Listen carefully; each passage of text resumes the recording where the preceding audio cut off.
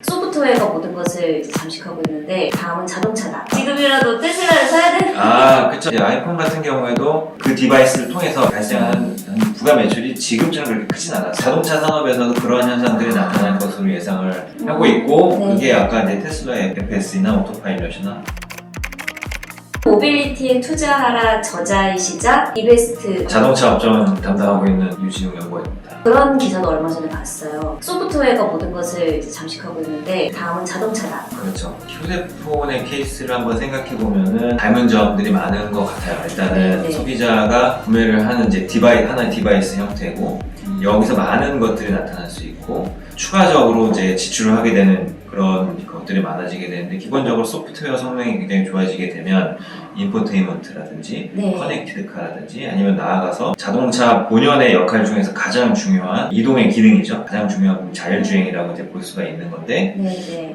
거기에도 이제 추가적으로 소비자 입장에서는 이제 지출을 할 수가 있게 되기 때문에 자동차 한 대라는 디바이스에서 발생할 수 있는 매출이 굉장히 커지게 됩니다. 예전에는 사실 그 피처폰 시대에서는 전화기만 구매하고 더 이상 전화기에 대해서 추가 지출을 하진 않았었잖아요. 그쵸. 지금은 이게 많은 것들을 이제 구매가 이루어지죠. 전화기를 통해서. 그쵸. 자동차를 통해서도 네. 앞으로는 마찬가지 현상들이 나타날 것으로 보고 있습니다. 뭐 옵션 할 수 있는 것들이 많아지고. 그렇죠. 예전에는 이제 굉장히 제한적인 옵션만 있었죠. 이것이 이제 디지털화가 되어 있지 않다 보니까 지금은 사실 하나의 컴퓨터가 자동차 안에 들어가는 이제 그런 시대로 변하다 보니까 네네. 사람들이 이제 자동차 안에서 뭔가가 더 구매를 하게 되는 경우들이 많아지는 것 같습니다. 뭐 제일 궁금했던 거는 네. 지금이라도 테슬라를 사야 돼? 그쵸. 지금, 그러니까 자동차가 하나의 플랫폼이 되어 간다라고 생각이 되고, 그러한 관점에서 봤을 때 테슬라라는 업체가 가장 앞서가 있는 형태인 것 같습니다. 앞으로도 자동차를 구매하는 사람들이 테슬라라는 차만 사는 것이 아니고, 이후에 후발적으로 나오는 이제 부가 서비스들을 구매를 하게 될 거고, 그것이 이제 자동차 산업 내에 있었던 것만이 아니고, 전방위적으로 좀 있었던 서비스들이 다 이제 차 안에서 또는 차를 통해서 거래가 이제 발생하게 될 것으로 보고 있고요. 차를 통한 거래요? 그렇죠. 예를 들면은 이제 자동차 보험 이런 것들도 이제 테슬라 보험이라는 이제 상품이 생기게 되고요. 전 그런 얘기를 들었어요. 자율주행 시대 보면 가장 빨리 망하는 사업이 보험일 것이다. 조금 다른 결이겠죠, 그거는. 네. 일단은 아직까지는 사실 완전 자율주행이라는 허들이 넘은 상태는 아니거든요. 그쵸, 아직은. 왜냐면 말씀하신 대로 사고율이 막 급격하게 감소해서 보험회사들 입장에서는 사실 수익성이 안 좋아질 수 있고 뭐 이런 이제 로직을 펼칠 수는 있는데 네. 기존 자동차 회사들 진영에서 그 접근하고 있는 완전 자율주행 방식은 전면적으로 상업화되기에는 조금 시간이 걸린다라는 이제 생각을 하고 있고요. 테슬라가 사용하는 방식은 사실 자율주행을 시연할 수 있는 AI 소프트웨어 컴퓨터를 네. 따로 개발을 하고 있어서 네. 인공지능을 통한 자율주행을 구현하려고 하는 것 같습니다. 그러다 보니까는 이것이 완전 자율주행이냐 아니냐라는 이제 논란들이 계속해서 있는 것 같고, 반면에 이제 팬덤이라는 게 있죠. 테슬라? 완전 자율주행 네. 이건 아니고 이건 네. 나는 완전 자율주행이라고 믿는다. 다른 사람은 구매를 할 것이다. 이게 중요한 거거든요.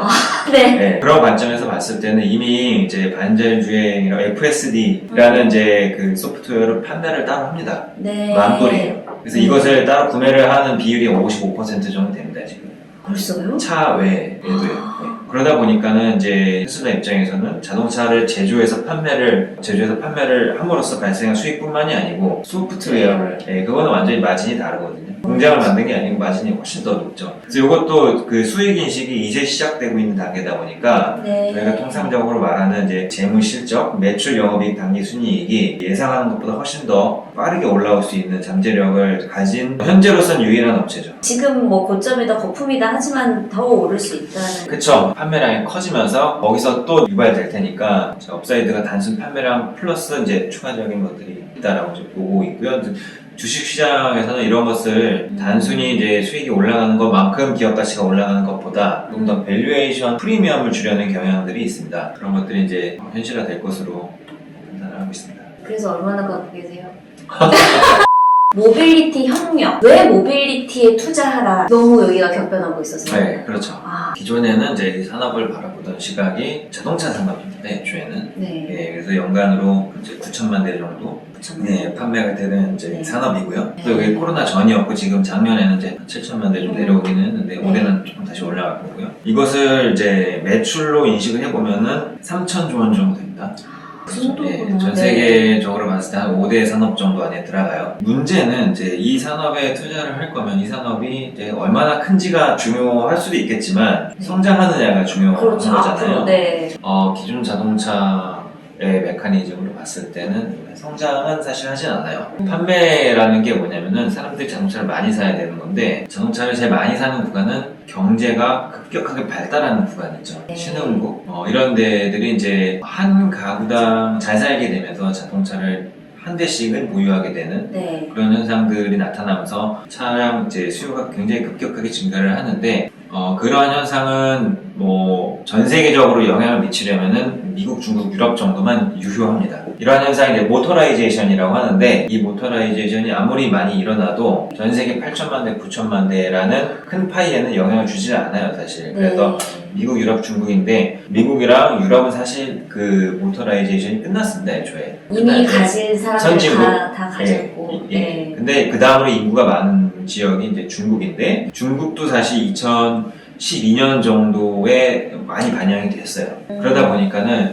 이 9천만 대라는 시장 자체가 앞으로 뭐 2억 대, 뭐 3억 대 이런 시장으로 발전되기는 사실은 않습니다. 네. 근데 이제 이 아까 초반에 말씀드렸듯이 이 자동차 한 대에서 보니까 발생할 수 있는 매출은 계속 늘어나는 거예요. 그러다 보니까 이거는 단순히 자동차 산업이다라고 표현하기에는 여러 가지 복합적인 요소들이 이제 들어가 있는 것 같고 이것을 또 다르게 표현하면 산업의 경계가 무너져 버린 겁니다. 네. IT 기기들이 이 안으로 들어와 버렸기 때문에 맞아요. 예, 네. 나타나는 현상인 것 같고요. 그래서 이제 아이폰 같은 경우에도 아이폰 처음에 나와서 2010년, 11년에 나타났을 때만 해도 네. 그때는 그 디바이스를 통해서 이제 발생하는 부가 매출이 지금처럼 그렇게 크진 않았을 거예요. 그게 애플의 이제 매출 브레이크다운을 보면 아마 디바이스 매출이 있고 서비스 레비뉴라는 게 있을 거예요. 맞아요. 예. 네. 이거는 단순히 이제 하드웨어를 판매해서 발생한 매출이 아니기 때문에 네. 수익성이 아마 굉장히 높을 겁니다. 네, 맞아요. 저도 자동차 산업에서도 그러한 현상들이 나타날 것으로 예상을 하고 있고 네. 그게 아까 이제 테슬라의 FS나 오토파일럿이나 라고 보시면 될 것 같고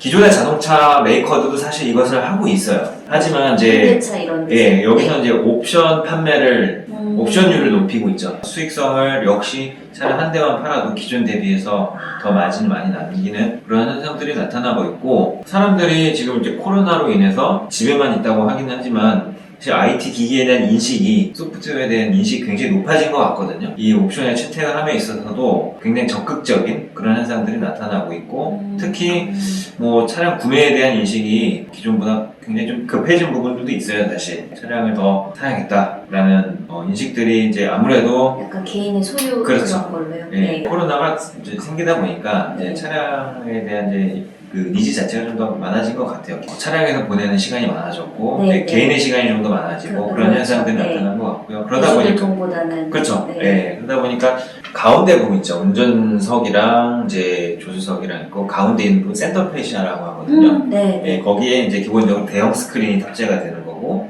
그게 하나의 컴퓨터 역할을 하게 되는데 이 기능이 점점 고도화되다 보니까 연산 기능뿐만이 아니고 여러 가지 뭐 이제 부가 서비스들이 네. 이것을 통해서 대표적인 게 이제 뭐 음악을 듣는다던가 넷플릭스를 네. 시청한다 네. 그런 것들을 시작으로 해서 자율주행 시스템도 거기서 결제를 통해서 좀 업그레이드를 한다던가 OTA라고 하거든요. 무선 업데이트입니다. 네. Over the Air의 네. 약자이고요. 예전에는 그 OTA를 통해서 내비게이션 정도만 업데이트를 해왔었어요. 근데 이제 오늘날에는 단순히 소프트웨어 업데이트뿐만이 아니고 하드웨어를 업데이트하는 영역까지 발전되고 있어서 네. 버튼만 누르면은 사실상 차량의 성능을 네. 좀 더 변형시킬 수 있는, 업그레이드 시킬 수 있는 그런 기능까지 테슬라는 있죠. 테슬라가 그 자기네들 차 사면은 나중에 뭐 소프트웨어 업데이트 해가지고 로보택시로 한다. 그렇죠. 그런 네. 얘기도 듣게 맞습니다. 그래서 그게 이제 테슬라가 발표한 이제 형태의 이름은 테슬라 네트워크라는 네, 맞아요. 테슬라. 그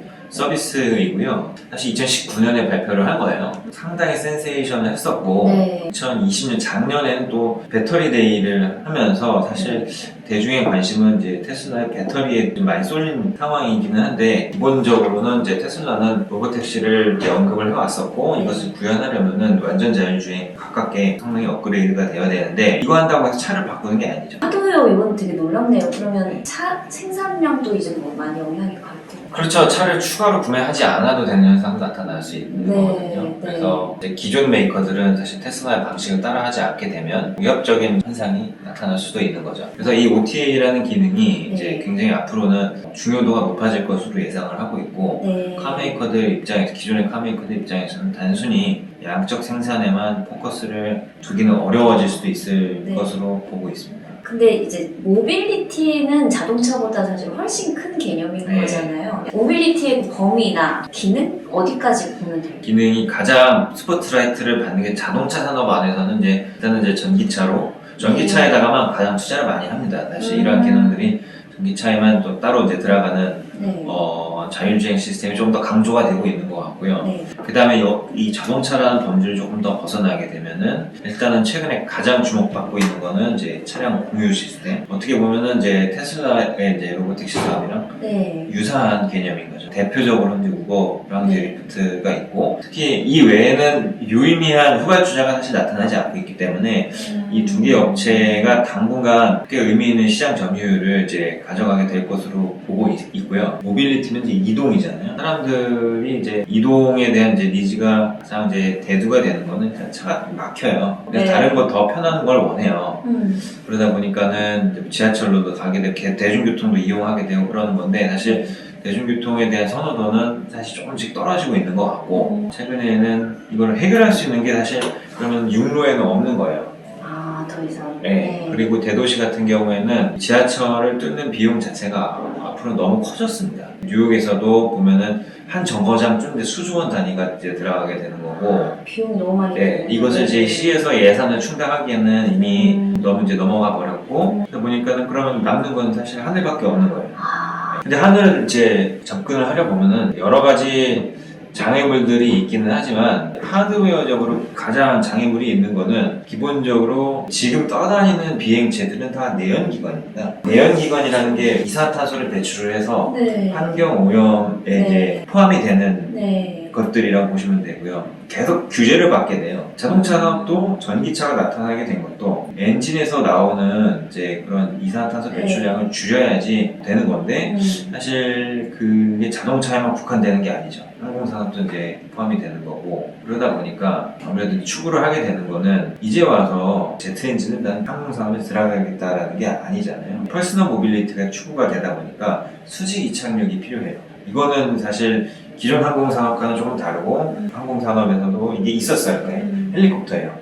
그래서 이거는 대체가 안 돼요. 배터리나 부동 모터, 이제 하이브리드 시스템 이런 것들이 이제 동력원으로 사용되는 이제 비행체를 개발하는 단계에 이르는 것 같고요. 예, 자동차 업체들은 기본적으로 1950년대 전후에 많이 비행 산업에, 항공 산업에 많이 이제 참가를 했었어요. 기본적으로. 예, 내연기관 엔진을 애초에 많이 개발했었던 게 자동차 메이커들이다 보니 이 엔진을 활용을 해서 항공산업 많이 진출을 했었고요. 포드나 크라이슬러나 이제 이런 업체들이 하늘을 나는 자동차에 참여를 했었다가 이제 수익성이 사실 자동차 산업이 워낙 좋다 보니까 이쪽에는 좀 몰두를 하게 되는 그런 경우들이죠.